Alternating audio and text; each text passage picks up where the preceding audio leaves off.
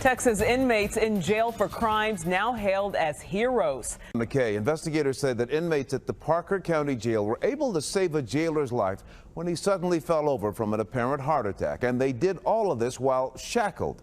John, we haven't heard one quite like this before. A jailer might very well be alive tonight thanks to the inmates he was guarding here at the Parker County Courts building. And they put themselves at some risk to help him. At least 8 prisoners behind a locked door, one armed guard across the room.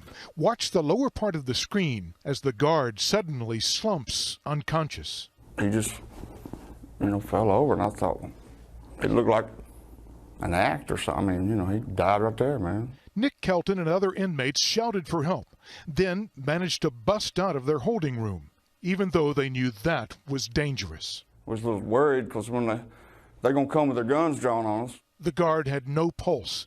Inmates screamed and banged on doors, so loud that deputies upstairs in court came running. They thought it was a big old fight going on down there. They thought we was taking over. He had keys and he had a gun. Yeah, it could have been an extremely bad situation. Sergeant Ryan Spiegel rushed in first, corralled the inmates, still not completely understanding what was happening. Deputies started CPR. Paramedics arrived, shocked the guard, regained a pulse.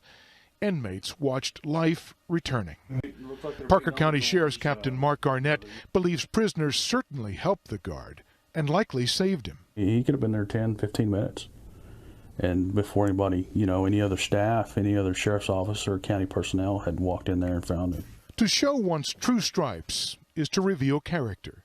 Nick Kelton and the others went to court expecting to do time, not to give it. I mean, it never crossed my mind not to, whether he's got a gun or a badge, if he falls down, I'm going to help him. It seems natural to me. Yeah.